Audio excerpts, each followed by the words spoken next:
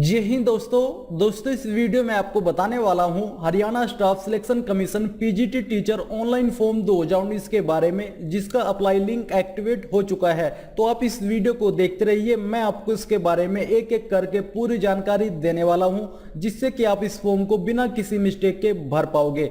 दोस्तों मैं आप लोगों को बता दूं कि ये भर्ती निकाली गई है 3864 पदों के लिए। तो चलिए दोस्तों अब ज्यादा देर न करते हुए जान लेते हैं कि कैसे आप इस फॉर्म को भर पाओगे। दोस्तों अभी जो वेबसाइट आप वीडियो में देख पा रहे हो ये इसकी ऑफिशियल वेबसाइट है और इसी वेबसाइट के माध्यम से आपको ये फॉर्म फिलअप करना होगा। मैं आपको इस वेबसाइट का लिंक इस वीडियो के डिस्क्रिप्शन में देने वाला हूं। आपको उस लिंक के ऊपर क्लिक करना है। जैसे ही आप उस लिंक पर क्लिक करोगे तो ये वेबसाइट आपके सामने ओपन हो जाएगी। यहाँ पर दो ऑप्शन दिए गए हैं, एक है लॉगिन का और दूसरा है रजिस्टर का। तो आपको यहाँ पर रजिस्टर के ऊपर क्लिक कर देना है। जैसे ही आप इसके ऊपर क्लिक करोगे तो आपके सामने कुछ इस तरह का इंटरफेस आएगा। यहाँ से आपको कंटिन्यू टू रजिस्ट्रेशन के ऊपर क्लिक कर देना है। अब जैसे ही आप इसके ऊपर क्लिक करोगे यहाँ पर कुछ इंस्ट्रक्शन आएंगे, आप चाहे तो इनको रीड कर सकते हो। और आपको यहाँ पर नीचे आना है। नीचे आने के बाद यहाँ पर आपको राइट टिक कर देना है और इसके बाद प्रोसीड पर क्लिक कर देना है। अब जैसे ही आप प्रोसीड पर क्लिक करोगे तो आपके सामने रजिस्ट्रेशन का पेज ओपन हो जाएगा। तो यहाँ से आपको अब अपनी रजिस्ट्रेशन की जानकारी भरनी होगी। सबसे पहले आपको टाइटल चूज कर लेना है, आप मिस्टर हो, मिसिज हो या फिर MS हो। तो यहाँ से मैं मिस्टर चूज कर लेता हूँ। उसके बाद आपको यहाँ पर फुल नेम अपना फिल कर देना है और यहाँ पर आपका जो पूरा नाम है वो अपनी 10th की मार्कशीट के अनुसार ही भरना है। जो भी आपका नाम 10th की मार्कशीट के अंदर है स्पेलिंग आपको सही करके यहाँ पर लिख देनी है। अपना जेंडर यहाँ से आपको चूज कर लेना है, मेल या फीमेल। इसके बाद आपको यहाँ पर अपना मोबाइल नंबर फिलअप कर देना है। यहाँ पर आपको अपना वर्किंग मोबाइल नंबर भरना है क्योंकि उसके ऊपर मैसेज जाएगा। और यहाँ पर आपको अपनी ईमेल आईडी भर देनी है। ईमेल आईडी भी आपको वर्किंग ही भरनी है। इसके अलावा यहाँ पर आपको एक पासवर्ड चूज कर लेना है और उस पासवर्ड को यहाँ पर कंफर्म कर देना है। पासवर्ड आपको ऐसा भरना होगा जिसके अंदर स्मॉल वर्ड, कैपिटल वर्ड और एक डिजिट और इसके अलावा स्पेशल वर्ड भी यूज होना चाहिए।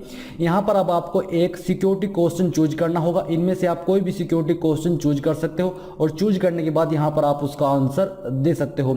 जो भी आपका मन चाहे ऐसा आंसर आप यहाँ पर दे सकते हो और उस आंसर को आपको यहाँ पर री रजिस्टर यानी कि दूसरी बार टाइप कर देना है, यानी कि कंफर्म कर देना है। उसके बाद जो जानकारी भी आपने यहाँ पर फिल की है उसको एक बार अच्छे से चेक करना है, क्योंकि आपको ये डिटेल्स जो आप एक बार सबमिट कर दोगे दोबारा एडिट करने का मौका नहीं दिया जाएगा। अगर आपको लगे कि ये जानकारी बिल्कुल सही है तो आपको यहाँ पर रजिस्टर करे पर क्लिक कर देना है। जैसे ही आप रजिस्टर करे के ऊपर क्लिक करोगे तो आपके सामने कुछ इस तरह का इंटरफेस आ जाएगा। यहाँ पर दिया जाएगा रजिस्ट्रेशन कंप्लीटेड सक्सेसफुल, यानी कि आपका रजिस्ट्रेशन हो चुका है। यहाँ पर आपको आपका एप्लीकेशन फॉर्म नंबर यानी कि लॉगिन आईडी मिल जाएगी। आपको यहाँ पर आपका पासवर्ड भी मिल जाएगा और जो आपका सिक्योरिटी क्वेश्चन है जो उसका आंसर है वो भी यहाँ पर आपको मिल जाएगा। और आप यहाँ से इसको प्रिंट भी कर सकते हो, प्रिंट माई लॉगिन पर क्लिक करके। और आपको डिटेल सेव करने के बाद क्लिक टू लॉगिन पर क्लिक करना है। और जैसे ही आप इसके ऊपर क्लिक करोगे तो आपके सामने कुछ इस तरह का इंटरफेस आ जाएगा। यहाँ पर आपको अपनी लॉगिन आईडी भरनी है जो कि अभी आपको रजिस्ट्रेशन करने के बाद मिली है। इसके बाद आपको वो पासवर्ड भरना है जो कि आपने अभी चूज किया है। ये करने के बाद आपको साइन इन पर क्लिक कर देना है। जैसे ही आप साइन इन पर क्लिक कर दोगे तो आपके सामने कुछ इस तरह का इंटरफेस आ जाएगा। मैं आपको बता दूं ये मैंने डिटेल्स पहले से फिल करके रखी है, पर आपके सामने जैसे ही आप लॉगिन पर क्लिक करोगे तो यहाँ पर सभी ऑप्शन में इनकम्प्लीट लिखा आएगा। तो आपको क्या करना है, सबसे पहले आपको पर्सनल इंफॉर्मेशन पर क्लिक कर देना है। इसके सामने जो कंप्लीट का ऑप्शन, इनकम्प्लीट का ऑप्शन आपके सामने होगा। तो चलिए मैं यहाँ पर क्लिक कर देता हूँ। जैसे ही आप इसके ऊपर क्लिक करोगे तो आपके सामने कुछ इस तरह का इंटरफेस आ जाएगा। यहाँ पर सबसे पहले आपका जो मेल है यानी जो आपका जो जेंडर है वो यहाँ पर दिया गया है जो कि आपने चूज भी कर लिया है।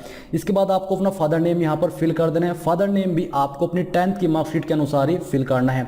उसके बाद आपको अपना मदर नेम यहाँ पर भर देना है। यहाँ से आपको इसके बाद अपनी डेट ऑफ बर्थ सिलेक्ट कर लेनी है। इस प्रकार से आपको अपना मंथ चूज करना है। यहाँ से आपको अपना ईयर चूज करना है जो भी आपके बर्थ का ईयर है और यहाँ से आपको डेट सिलेक्ट कर लेनी है। इसके बाद आपसे पूछा जा रहा है वैवाहिक स्थिति, यानी कि आप मैरिड हो या फिर अनमैरिड। तो आपको यहाँ से चूज कर लेना है। अगर आप मैरिड हो तो मैरिड और अगर अनमैरिड हो तो अनमैरिड। इसके बाद आपसे आपकी राष्ट्रीयता पूछी जा रही है, नेशनलिटी।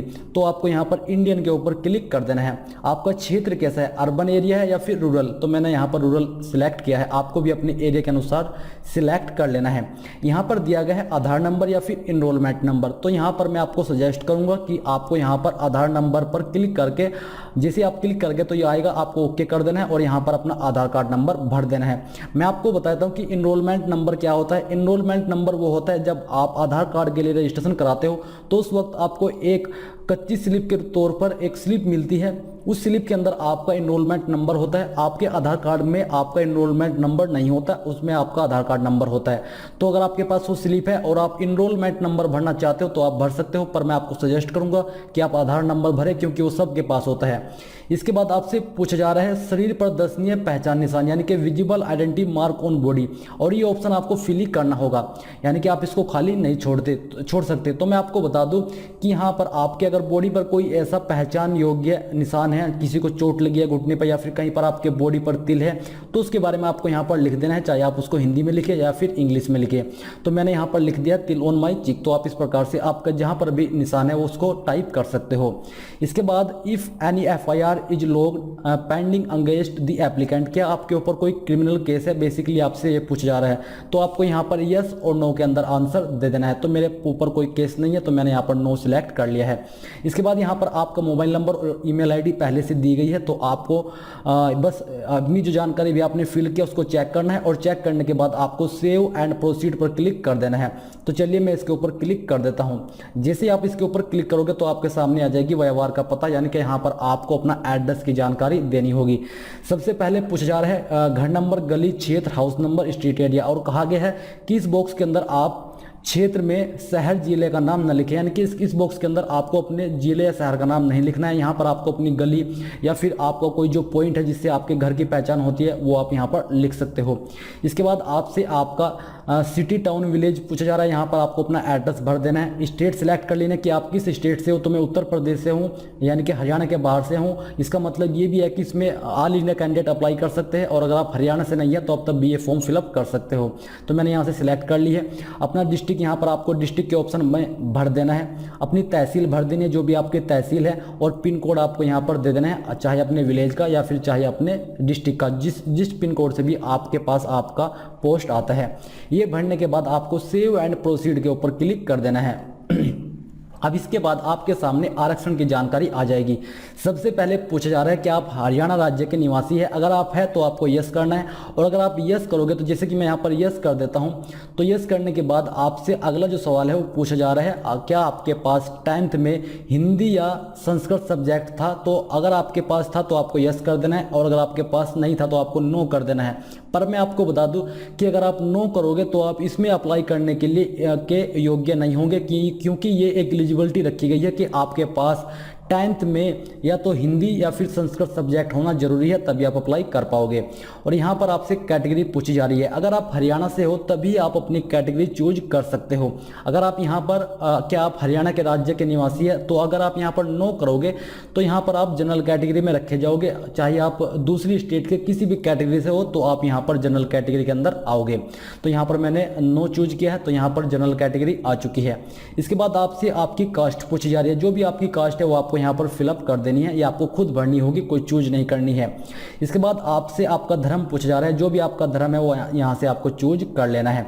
इसके बाद मैं आपको बता दूं कि जो नीचे आरक्षण की जानकारी है ये उन कैंडिडेट उनके लिए एक्टिव हो गई ये ऑप्शन जो लोग यहाँ पर क्या आप हरियाणा राज्य के निवासी है इसके अंदर यस करते हैं। अगर मैंने यहाँ पर यस किया तो यस करते ही ये ऑप्शन एक्टिव हो चुके हैं।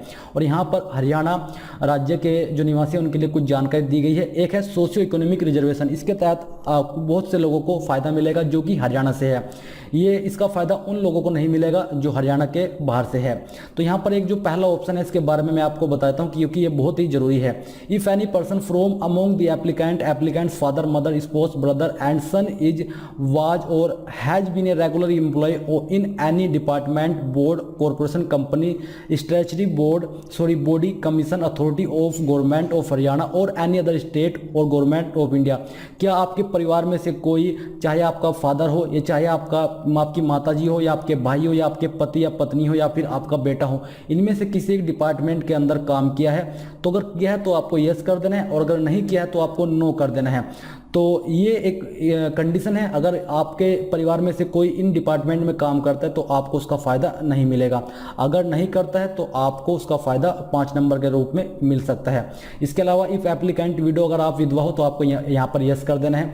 और अगर आपके पति 42 साल की उम्र से पहले मर चुके हैं और आपके 2 चाइल्ड है तो आपको यहाँ पर यस कर देना है। और बाद में आपको उनके सर्टिफिकेट भी अपलोड करने होंगे प्रिस्क्राइब फॉर्मेट में, और वो आपको कहाँ से डाउनलोड करने होंगे, किस प्रकार से भरने होंगे और कहाँ से बनवाने होंगे, इसकी जानकारी भी मैं आपको इसी वीडियो के अंदर देने वाला हूँ। तीसरा ऑप्शन है, अगर आप इन जाति से बिलोंग करते हो जो कि हरियाणा की होनी चाहिए, क्योंकि ये जाति ना तो SC में आती है ना ST में आती है, तो इसके रूप में भी आपको 5 नंबर का फ़ायदा मिल सकता है। तो ये उन लोगों को भरने हैं जो लोग हरियाणा का यहाँ पर ऑप्शन चूज करते हैं कि आप हरियाणा से हो। बाकी कैंडिडेट्स को ये फिलअप नहीं करने हैं, तो मैं यहाँ पर नो करने वाला हूँ क्योंकि मैं हरियाणा से नहीं हूँ। इसके बाद मैं यहाँ पर नीचे आता हूँ और डिस्क्लेमर पर क्लिक करके सेव एंड प्रोसीड पर क्लिक कर देता हूँ। तो आपको भी इसी प्रकार से कर देना है। अब आपसे आपकी शैक्षणिक योग्यता यानी कि क्वालिफिकेशन डिटेल पूछी जा रही है। सबसे पहले आपसे आपकी 10th क्लास पूछी जा रही है। यहाँ पर आपको सबसे पहले एडिट के ऊपर क्लिक करना है जो कि आपकी 10th है। जैसे ही आप इसके ऊपर क्लिक करोगे तो आपके सामने कुछ इस तरह का इंटरफेस आएगा। सबसे पहले आपको अपनी स्टेट सिलेक्ट करनी है कि आपने किस स्टेट से अपनी 10th पास की है। उसके बाद स्पेशलाइजेशन यानी कि शिक्षा विशेषता आपको चूज करनी है, तो यहाँ पर आपको जनरल चूज कर लेनी है। इसके बाद नेम ऑफ सर्टिफाइंग बॉडी, आपने किस बोर्ड से अपनी 10th पास की है आपको इनमें से चूज कर लेना है। इसके बाद आपको अपने स्कूल का नाम यहाँ पर दे देना है। इसके बाद आपको अपना माध्यम चूज कर लेना है, आपने किस मीडियम से अपनी 10th पास की है, आपको अपना रोल नंबर यहाँ पर भर देना है। इसके बाद आपको यहाँ पर चूज कर लेना कि आप अपने मार्क्स ग्रेडिंग टाइप में भरना चाहते हो या फिर मार्क्स में। तो मैं आपको सजेस्ट करूंगा कि आपको मार्क्स चूज कर लेना है। और जैसे ही आप मार्क्स चूज करोगे तो आपके सामने यहाँ पर ऑप्शन आ जाएगा कितने मार्क्स आपको प्राप्त हुए थे, तो यहाँ पर मैं भर देता हूँ। कितने में से आए थे, तो यहाँ पर ये मुझे 600 में से आए थे यानी कि 600, तो मैंने यहाँ पर फिल कर दिया। इसके बाद आपको परसेंटेज के ऊपर क्लिक करना है। जैसे ही आप इसके ऊपर क्लिक करोगे तो आपकी परसेंटेज आपके सामने आ जाएगी। इसके बाद आपको अपनी डिवीजन सेलेक्ट कर लेनी है कि आपकी कौन सी डिवीजन आई थी, तो मेरी फर्स्ट डिवीजन थी। इसके बाद आपसे पूछा जा रहा है मार्कशीट पर तारीख, डेट ऑफ मार्कशीट। आपको यहाँ पर वो डेट भरनी है जो कि आपकी मार्कशीट के ऊपर मेंशन है। आपको अपनी मार्कशीट चेक करनी है, उसके ऊपर जो डेट है वो डेट आपको यहाँ पर फिलअप कर देनी है।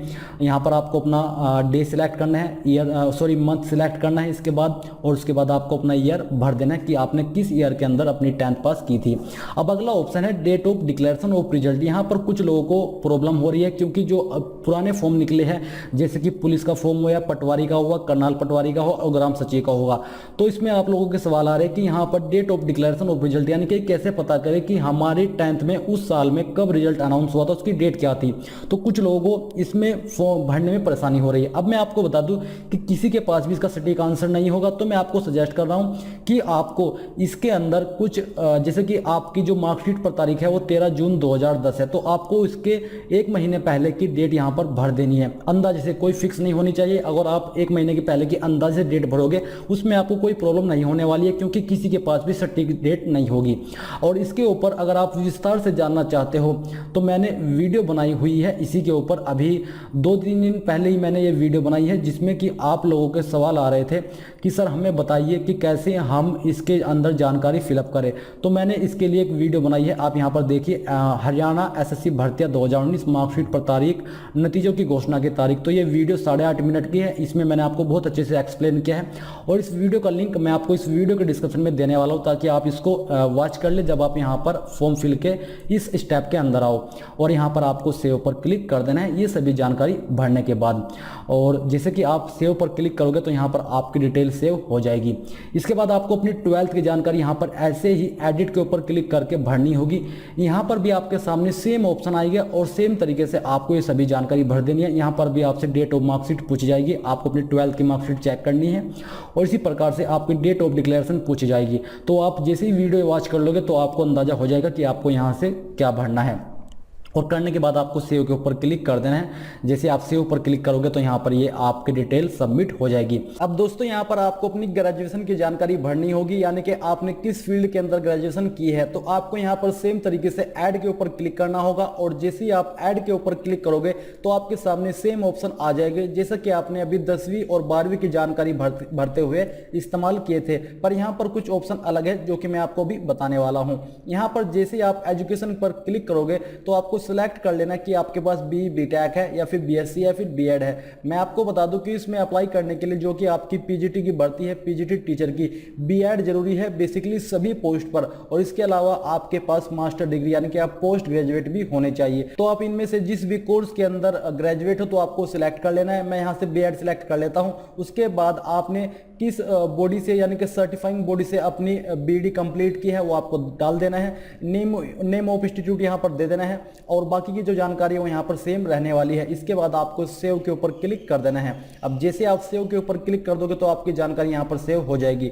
अब आपको यहाँ पर अपनी पोस्ट ग्रेजुएशन यानी कि मास्टर डिग्री की जानकारी देनी होगी, जो कि सभी पोस्ट पर अप्लाई करने के लिए जरूरी है। अब आप यहाँ पर फिर से ऐड के ऊपर क्लिक कीजिए। जैसे ही आप ऐड के ऊपर क्लिक करोगे तो यहाँ पर आपकी जो ऑप्शन है वो आ जाएंगे। यहाँ पर आपको एजुकेशन पर क्लिक करके सिलेक्ट कर लेना कि आपके पास एमकॉम है, एमएससी है, एमसी है या फिर अदर है। इसके बाद आपको यहाँ पर जो बाकी के ऑप्शन है वो सेम है। आपको यहाँ पर नेम ऑफ सर्टिफाइंग बॉडी और नेम ऑफ इंस्टीट्यूट यहाँ पर डाल देने हैं। अंक और जो आपकी मार्कशीट है, डेट ऑफ रिजल्ट डिक्लेरेशन है वो आपको यहाँ पर जैसे कि आप पीछे भरते आ रहे हो भर देना है, और इसके बाद आपको सेव के ऊपर क्लिक कर देना है। अब जैसे आप यहाँ पर सेव के ऊपर क्लिक करोगे तो आपकी जानकारी सेव हो जाएगी। मैंने ये जानकारी पहले से फिलअप करके रखी है। अब दोस्तों बस आपको क्या करना है, आपको यहाँ पर सेव एंड प्रोसीड के ऊपर क्लिक कर देना है।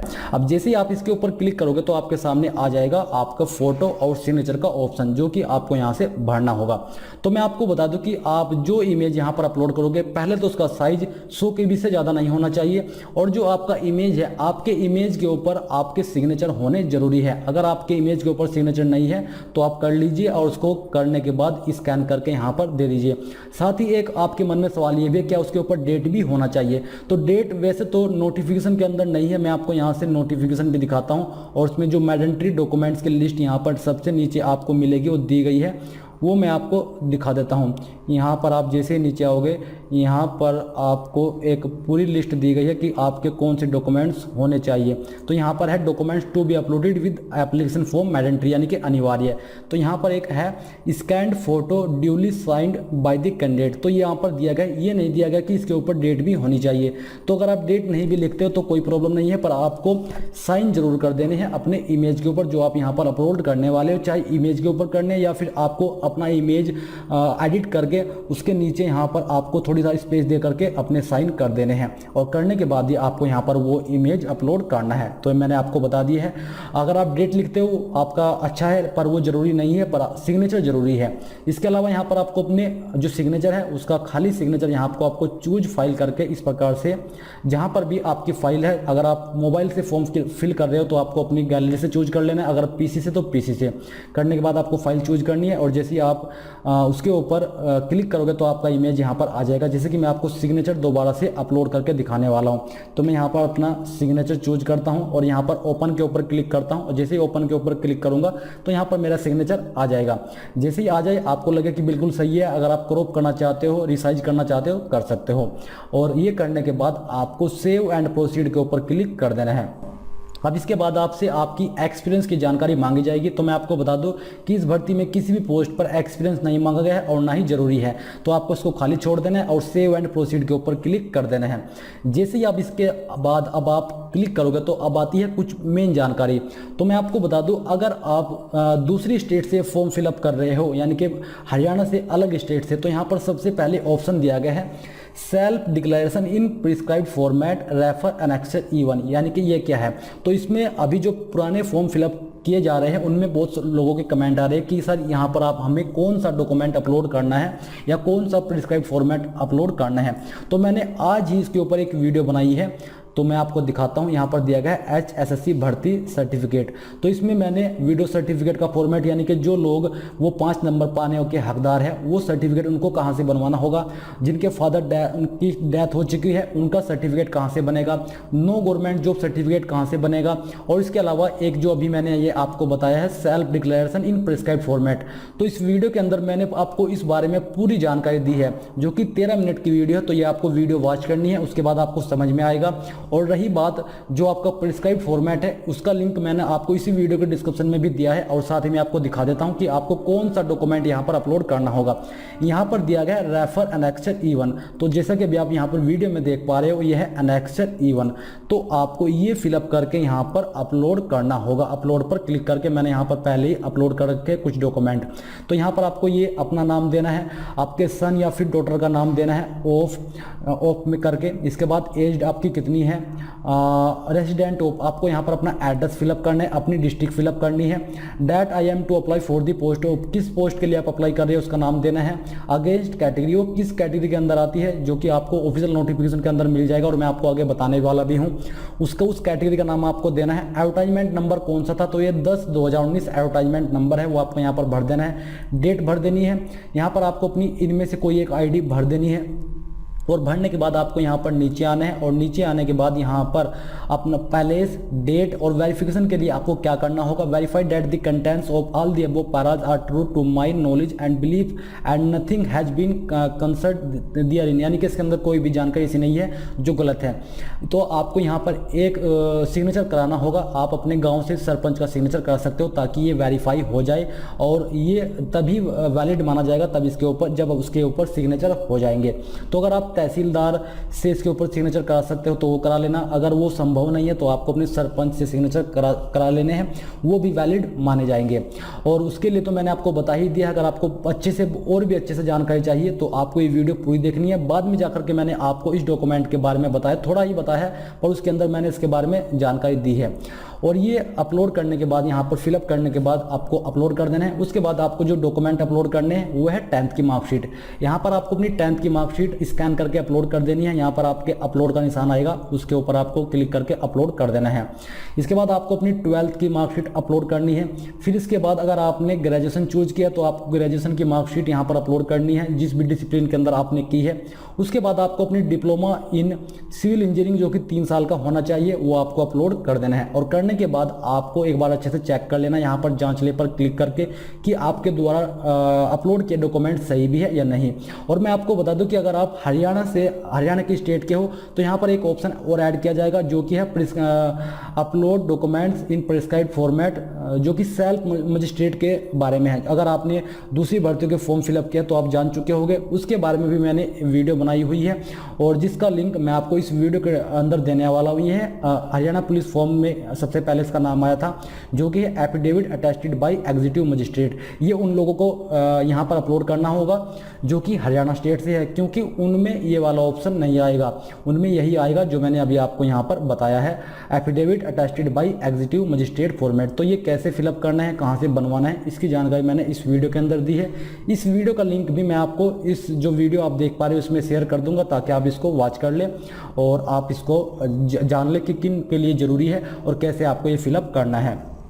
इसके बाद जब आपके सारे डॉक्यूमेंट्स यहाँ पर अपलोड हो जाए, आपको यहाँ पर नीचे क्लिक करना है और प्रोसीड पर क्लिक कर देना है।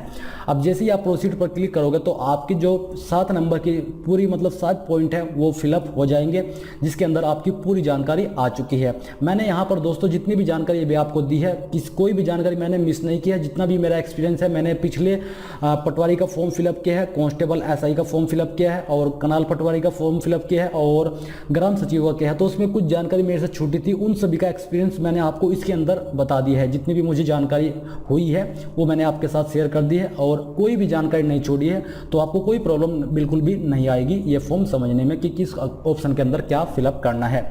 अब आपको यहाँ पर नीचे आना है। नीचे आने के बाद आपको व्यू प्रोफाइल के ऊपर क्लिक करना है। जैसे ही आप व्यू प्रोफाइल के ऊपर क्लिक करोगे तो यहाँ पर आ जाएगा this application form has filled by me, यानी कि आपसे पूछा जा रहा है कि ये एप्लीकेशन क्या आपके द्वारा भरा गया है। तो आपको यहाँ पर यस के ऊपर क्लिक कर देना है और उसके बाद आपको सबमिट कर देना है। अब जैसे आप सबमिट कर दोगे तो आप फिर से यहाँ पर होम पेज के ऊपर आ जाओगे। अब दोस्तों आपको यहाँ पर नीचे आना है और फिर से आपको व्यू प्रोफाइल के ऊपर क्लिक करना है। जैसे आप व्यू प्रोफाइल के ऊपर क्लिक करोगे तो आपको, अगर आप अपना फॉर्म ब्राउजर से फिलअप कर रहे हो, ऊपर जहां पर सर्च होता है, यानी कि जहां पर आप कुछ भी डाल करके सर्च करते हो, तो यहां पर आपको इसके ऊपर क्लिक करना है। एक पॉपअप होगा, पॉपअप में यहां पर आपको ऑलवेज अलो पॉपअप्स, तो आपको इसके ऊपर क्लिक कर देना है और फिर आपको डन के ऊपर क्लिक करना है। इसके बाद आपको नीचे आना है और फिर से आपको व्यू प्रोफाइल के ऊपर क्लिक करना है। है। अब जैसे आप व्यू प्रोफाइल के ऊपर क्लिक करोगे तो आपके फॉर्म का प्रीव्यू या फिर जो आपकी प्रोफाइल है, जितनी भी जानकारी भी आपने इस फॉर्म के अंदर भरी है वो आपके सामने आ जाएगी। यहाँ पर अपने फॉर्म के आपके द्वारा भरी गई जानकारी फॉर्म के अंदर पूरी देख सकते हो। अगर आपको कहीं पर लगे कि कोई मिस्टेक है तो आप अभी इसको एडिट कर सकते हो।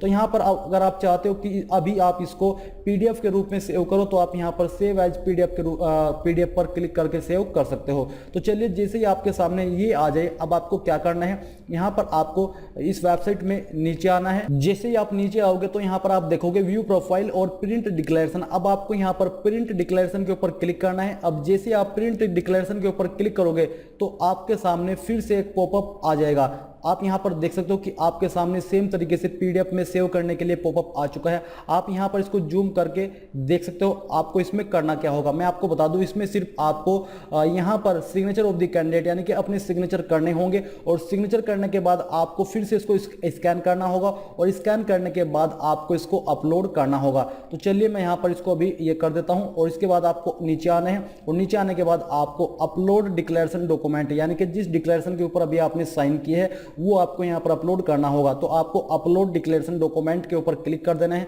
और यहां पर आपको इसके ऊपर क्लिक करना है और फिर चूज फाइल करना है और जहां पर भी आपने स्कैन करके डिक्लेरेशन रखा है उसको सिलेक्ट कर लेना है। मैं यहां पर एक रैंडम इमेज ही अपलोड करने वाला हूं तो इसको ओपन कर लेना है और फिर आपको अपलोड फाइल के ऊपर क्लिक करना है। अब जैसे आप अपलोड फाइल पर क्लिक करोगे तो आ जाएगा दी फाइल हैज बीन अपलोडेड। तो अब आपको यहां पर अप्लाई टू पोस्ट के ऊपर क्लिक कर देना है। अब जैसे आप अप्लाई टू पोस्ट पर क्लिक करोगे तो यहां पर आपकी जितनी भी पोस्ट इस भर्ती के अंदर निकाली गई है वो यहां पर आ जाएगी और अब आपको बस ये देखना है कि आप किस पोस्ट के लिए एलिजिबल हो या फिर ये मान लीजिए कि आपकी जो क्वालिफिकेशन है वो किस पोस्ट पर अप्लाई करने के लिए एलिजिबल है। तो चलिए, यहां पर आपको अपनी क्वालिफिकेशन के अनुसार पोस्ट सिलेक्ट कर लेनी है। आप चाहे तो व्यू पोस्ट एलिजिबिलिटी पर क्लिक करके एलिजिबिलिटी भी चेक कर सकते हो। तो यहां पर जो आपसे योग्यता मांगी है वो एमए विद एटलीस्ट 50% मार्क्स और साथ ही बीडी की योग्यता यानी कि बीएड। तो आपको इसको ओके कर देना है और ओके करने के बाद उसके सामने जो अप्लाई का लिंक है या फिर ऑप्शन है आपको इसके ऊपर क्लिक करना है। जैसे आप यहां पर क्लिक करोगे तो कुछ इस तरह के इंस्ट्रक्शन आएंगे, आपको यहां पर ओके कर देना है।